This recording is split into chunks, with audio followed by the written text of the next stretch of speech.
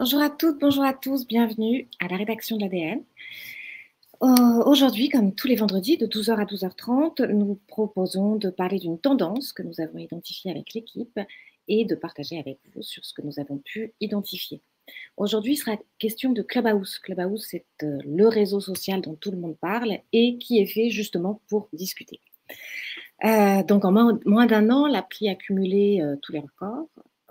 100 millions de dollars levés, plus de 11 millions de téléchargements. Qu'est-ce qui fait le succès de cette appli? C'est ce dont nous allons parler aujourd'hui. Quel est son modèle? Est-ce que nos conversations sont un nouveau business model? Pour en parler avec nous, Mélanie Rosen, rédactrice en chef du web, qui reviendra avec nous sur l'histoire du réseau, sur quelques chiffres et sur l'effet de réseau l'effet de club, pardon, qui a permis de lancer ce réseau de manière totalement remarquable. Marine Proté, dont l'article de Une ce matin parle de Clubhouse et de son effet crack house, comment Clubhouse est devenu une drogue dure pour les premiers praticiens du réseau. David reviendra sur cette mode des réseaux sociaux, puisqu'il y a plusieurs réseaux qui proposent ce type de modèle. Et enfin, Alice nous parlera d'un phénomène tout à fait étrange sur le réseau. Ça veut dire que sur ce réseau où tout le monde parle, il y a aussi des gens qui écoutent. Alors, pour les règles de fonctionnement, vous les connaissez tous. Sur la droite, vous avez le chat où vous pouvez échanger entre vous et puis nous interpeller, bien évidemment, avec plaisir. Bonjour à tous. Et un peu plus loin sur le chat, sur la colonne de droite aussi, vous avez les questions. À 12h20, on commencera à répondre aux questions que vous nous aurez posées. Donc, n'hésitez pas à le faire. C'est toujours avec un plaisir de vous répondre. Juste une petite précision. Cette semaine, je vous parle de Bretagne. Il est possible que j'ai des petits problèmes de connexion. Si j'en avais, aucun problème. L'équipe reprendrait la main. Personne ne paniquerait. Mélanie, on commence par toi? Oui. Mélanie, est-ce que tu veux bien nous expliquer en quelques mots l'histoire de Clubhouse, comment tout ça a commencé? Oui, bien sûr.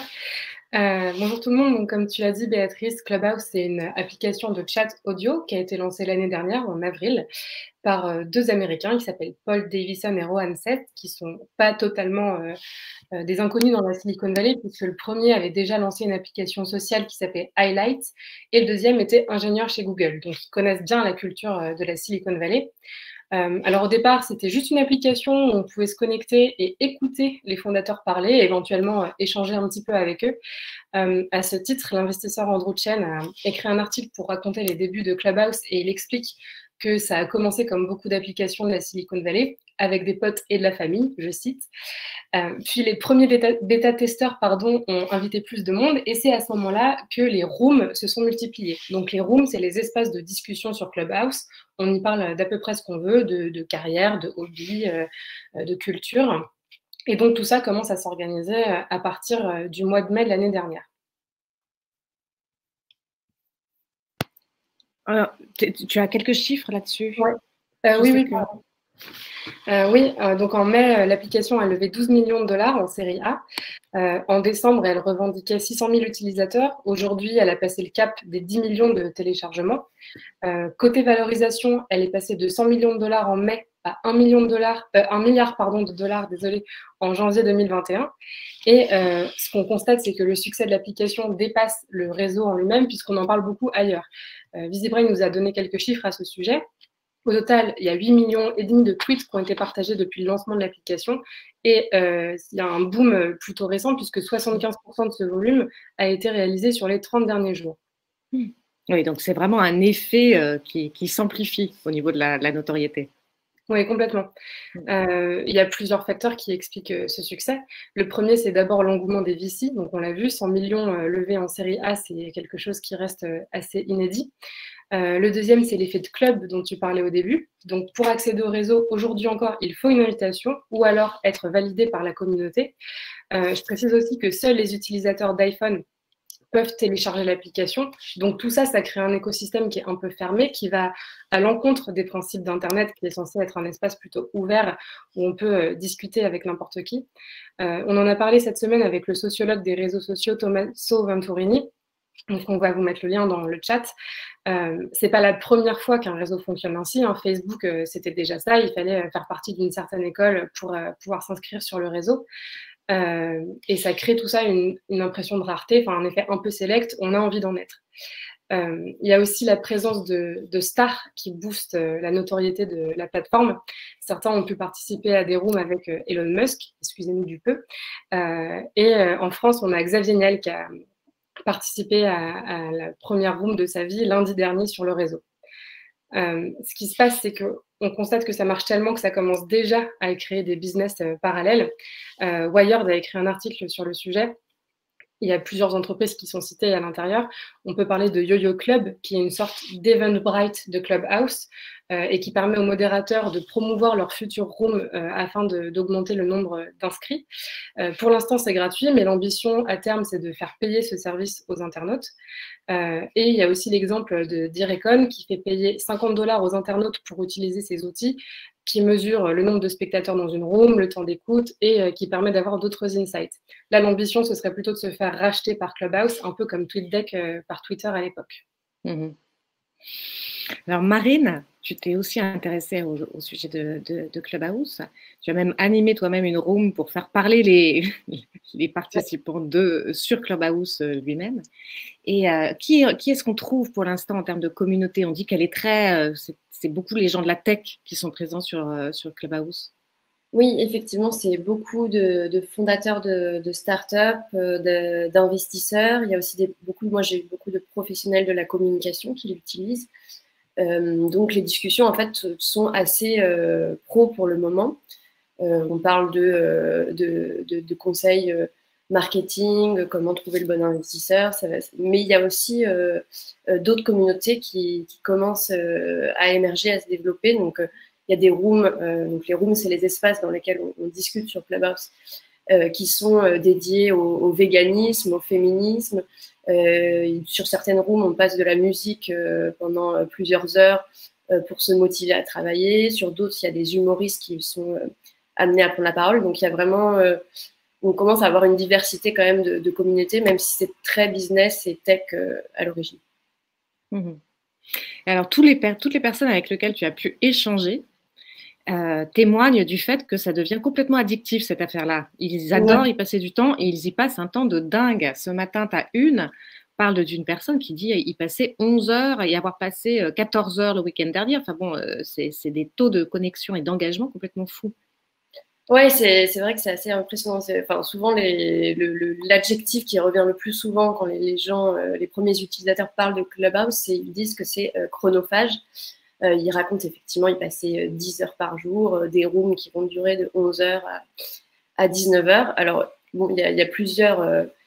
Il y a même des témoignages d'ailleurs sur les réseaux sociaux de gens qui font un peu leur confession de façon alcoolique anonyme et qui disent voilà, je suis complètement devenue addict à Clubhouse. L'explication, bon, c'est déjà qu'il y a un contexte, c'est que la pandémie invite à rester chez soi et à passer du temps à s'occuper sur une application. Les gens aussi racontent que l'effet de la voix est assez rassurant pour eux. Enfin, ça leur apporte de la chaleur humaine qu'ils ne trouvent pas sur les autres réseaux. Mais ensuite, faut quand même souligner que en fait, tout le design de l'application est fait aussi pour capter l'attention des gens et faire en sorte qu'ils restent sur le réseau social. C'est des techniques qui sont déjà utilisées par les autres réseaux sociaux comme Facebook et Twitter. Donc voilà, on peut parler par exemple de l'effet FOMO, donc Fear of Missing Out, la peur de rater quelque chose, qui est vraiment très fort sur Clubhouse puisque les conversations ne peuvent, a priori, vous ne pouvez pas réécouter une conversation qui a eu lieu sur l'application.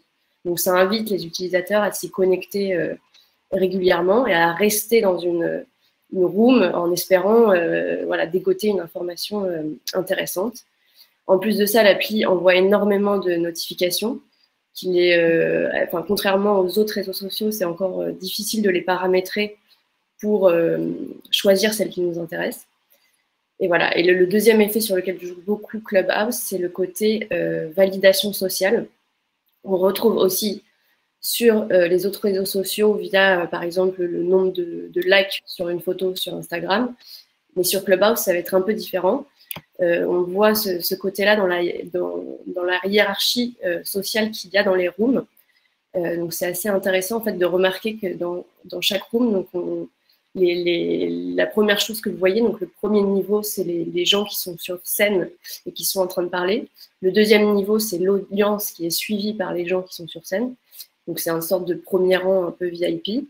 Et le troisième niveau, c'est le reste de l'audience. Et pour monter sur scène, vous devez lever la main et le modérateur accepte ou non de vous laisser la parole.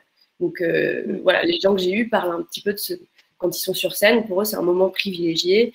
Il y en a un qui m'a signalé qu'une fois, il parlait et puis il y avait Xavier Niel dans l'audience qui l'écoutait et que voilà, il était très fier de ça. Donc, Clubhouse joue beaucoup là-dessus. Oui, c'est vrai que c'est très frappant quand tu vois une room, tu as cette assistance, on a l'impression de recréer en fait une assistante physique, quoi, avec les premiers rangs qui sont quand même un petit peu mieux lotis que les derniers rangs, quoi.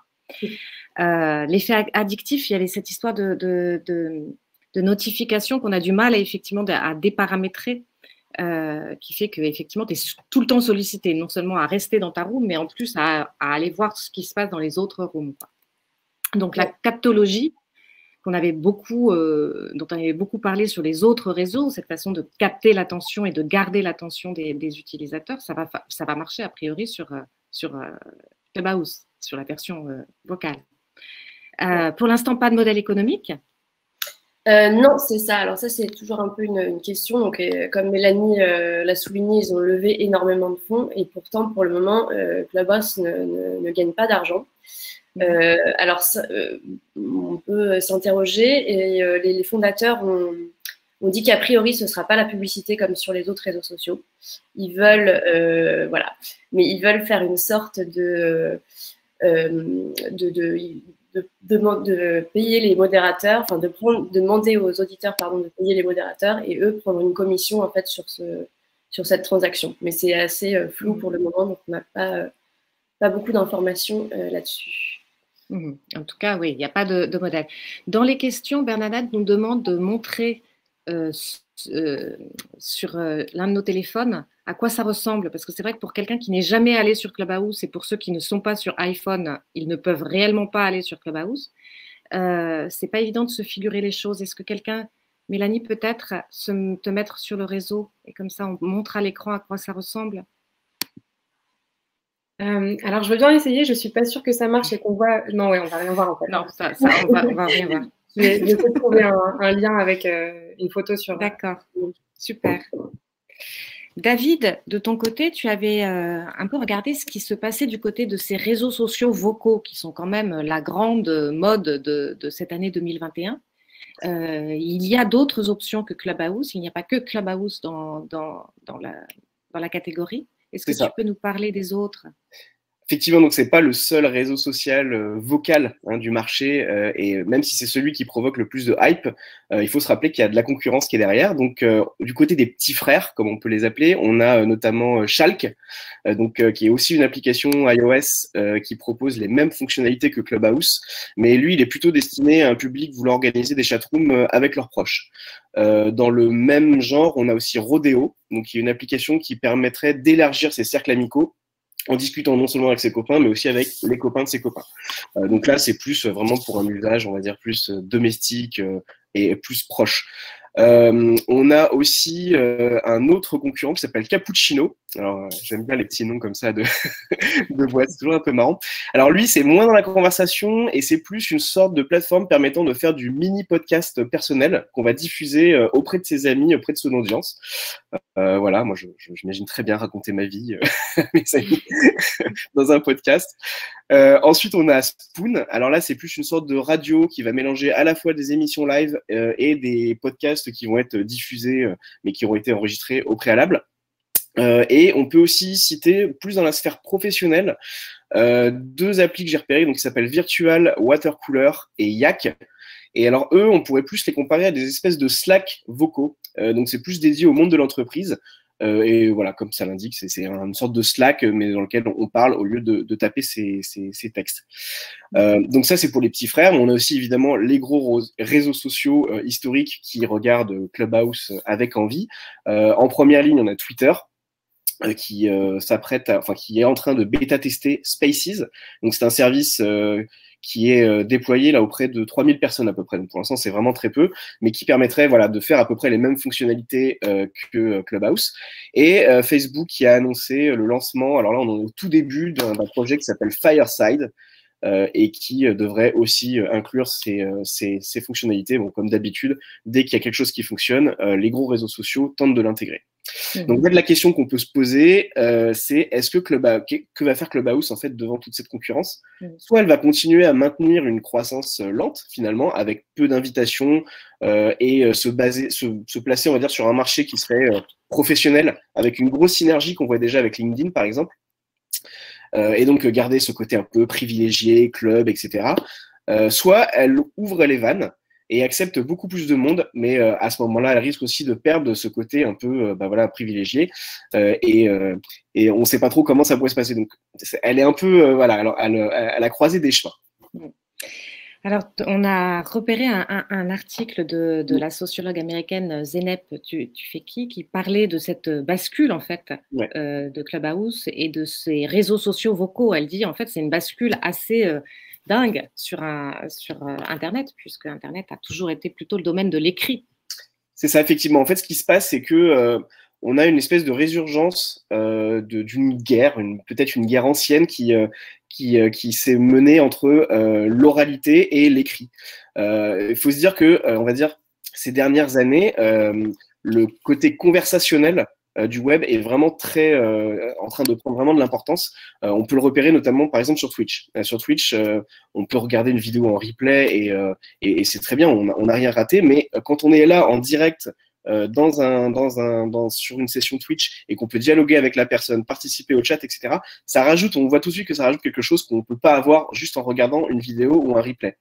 Et ce retour en grâce de l'oral dans nos échanges, c'est pas seulement dû au Covid, hein, il y a déjà la jeune génération qui utilise notamment les messages vocaux sur Messenger ou sur WhatsApp. Ça, c'est quelque chose que moi, en tant que millennial, j'ai ouvert les yeux grands comme ça quand j'ai découvert ça, parce que je me disais, mais on s'est battu pour pouvoir envoyer des textos et puis jamais avoir à parler au téléphone. Et ben non, ils refont ça, ils reparlent au téléphone, c'est pas normal. Bon, maintenant, en fait, il s'avère que c'est vachement plus pratique, c'est une manière beaucoup plus naturelle de s'exprimer, donc par rapport à l'écrit, c'est quelque chose qui est complètement différent. Et ce que disait Zeynep Tufekci, c'est que donc qui est une sociologue qui est spécialisée sur l'impact des réseaux sociaux, notamment dans la société. Elle écrit que ce retour de l'oralité, donc c'est une forme de vieux conflit qui ressurgit. Elle dit que l'écrit, ça a forgé notre manière de penser pendant environ 600 ans. Ça a privilégié l'exposition, l'analyse, la pensée conceptuelle, alors que les moyens de transmission orale de l'information sont beaucoup plus dans le dialogue, on va dire beaucoup plus aussi dans la fluidité, l'éphémérité, et ça permet d'avoir plus de participation, mais aussi plus de conflits. Et une chose qui est intéressante qu'elle dit, par exemple, les présentateurs radio ou télé, bien qu'ils s'expriment à l'oral, en fait, leur mode de transmission de l'information, elle est issue de cette forme de pensée écrite.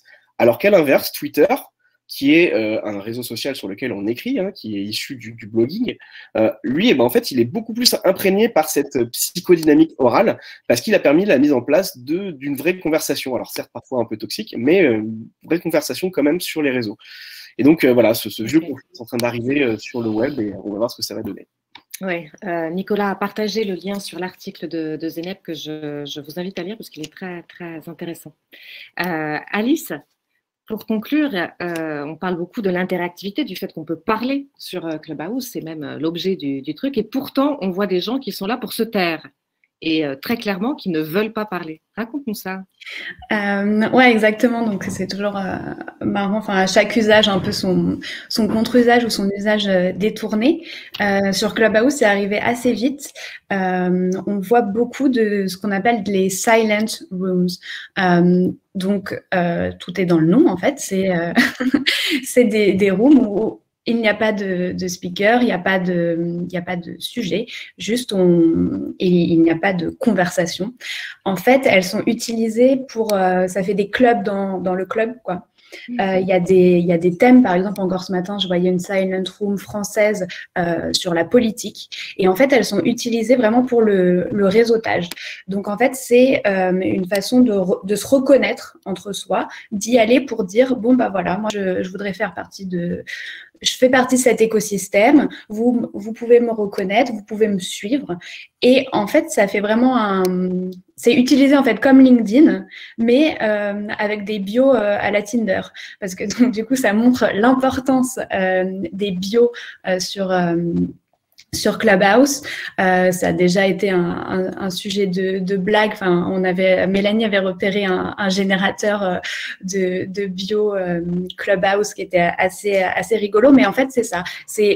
Et c'est assez drôle que ça arrive sur ce réseau vocal, puisqu'en fait, là, il s'agit uniquement de se regarder, se reconnaître, se suivre. Et donc, quand tu parles de ce conflit entre oralité et écrit, et effectivement, même sur un outil designé pour parler, il y a toujours des résistants. Alors, il est 12h21, c'est le temps des questions. Plusieurs questions nous sont posées. D'abord, une question de Kevin qui nous demande pourquoi on n'a pas fait cette émission sur Clubhouse. Et ça aurait pu être effectivement une option. Alors, j'aurais voulu que Marie… Sur Android.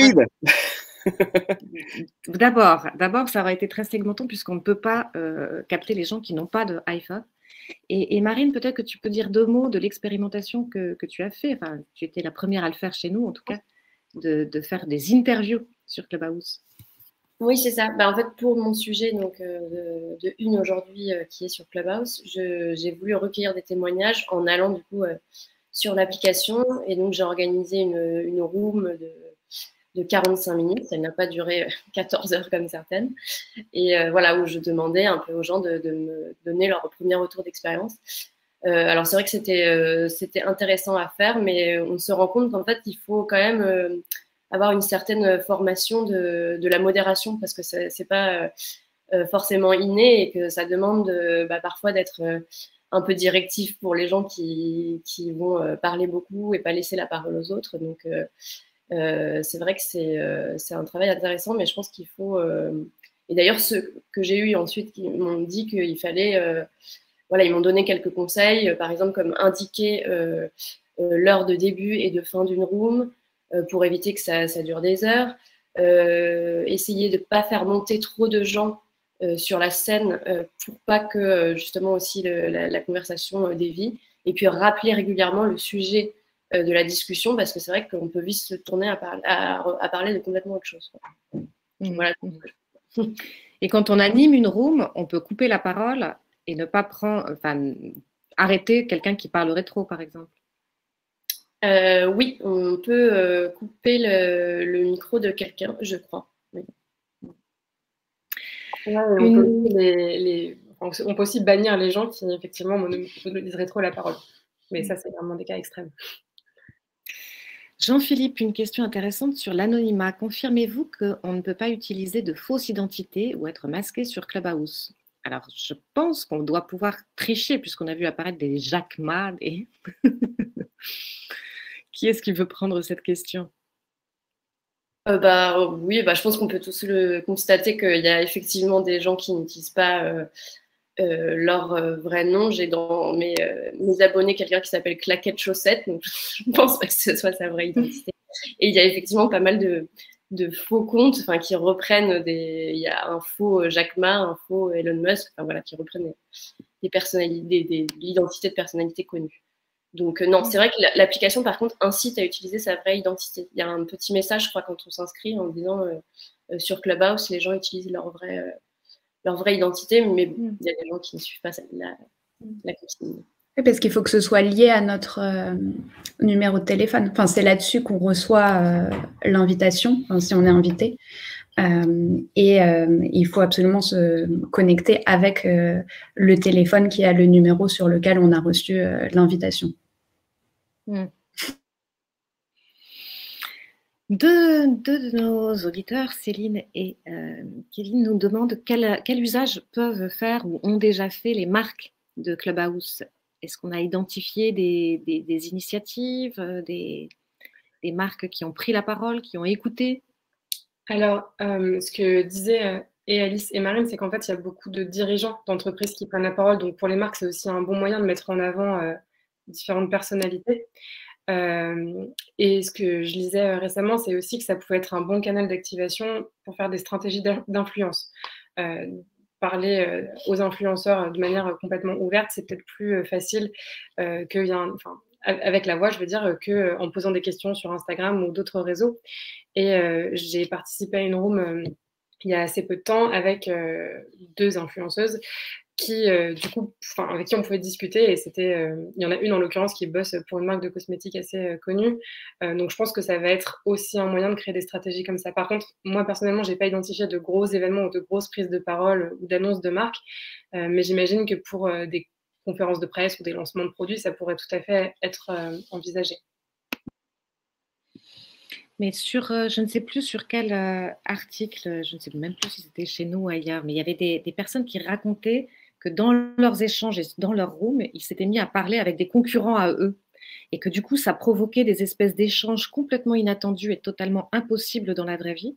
Parce que finalement, avec une sorte de liberté de ton, les personnes étaient capables d'échanger sur des problématiques, alors évidemment pas hyper stratégiques, mais étaient capables d'échanger ensemble alors qu'elles étaient frontalement en concurrence. C'est intéressant, je trouve, comme modalité. Je peux rajouter juste un petit truc. Moi, j'ai discuté hier avec Guillaume Dokitonon, qui est CEO et cofondateur de Reach. On a parlé un petit peu de Clubhouse, et lui, il me disait qu'en tout cas, il verrait bien émerger dans les mois qui viennent des influenceurs orateurs ou des influenceurs conférenciers. Et il imagine en tout cas qu'il pourrait y avoir une économie qui pourrait se développer sur ce réseau-là en particulier, avec des partenariats classiques entre des marques et des influenceurs, peut-être des rooms qui seraient sponsorisés par des marques éventuellement. Enfin voilà, il y a tout un tas de choses à imaginer.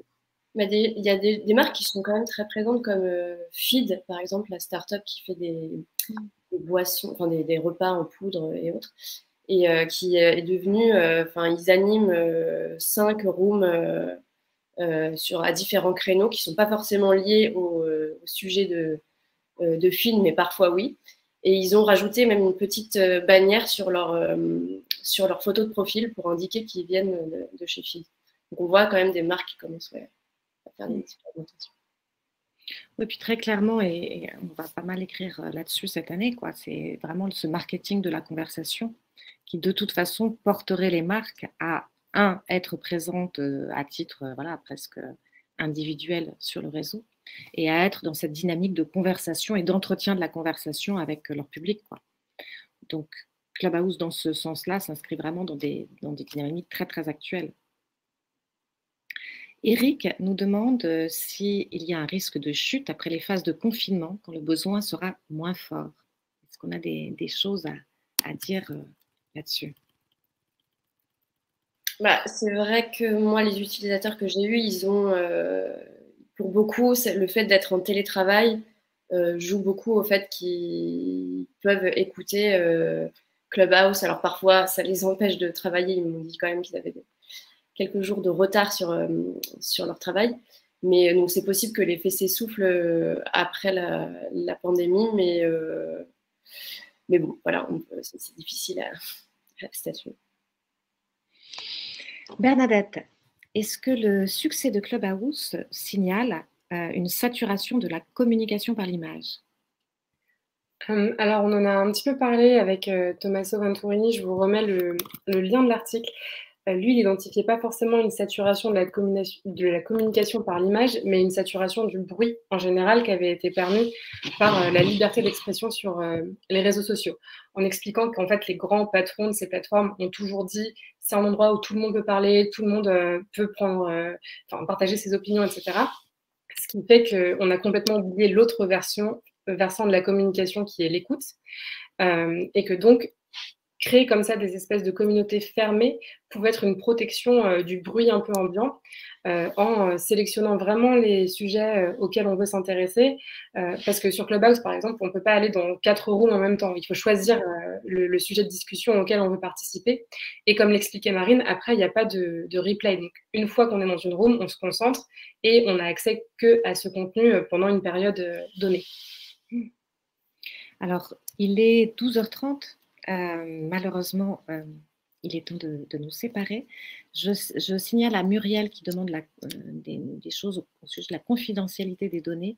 Peut-être qu'on peut lui envoyer, Nicolas, l'article de Marine qui était tout à fait éclairant sur le sujet. Effectivement, il y a un vrai problème au niveau de la confidentialité des données sur Clubhouse. Merci à tous. On vous donne rendez-vous à la semaine prochaine, vendredi 12h, en direct de la rédaction de l'ADN. Merci à tous d'être fidèles, de plus en plus nombreux à nous rejoindre. À très vite. Au revoir.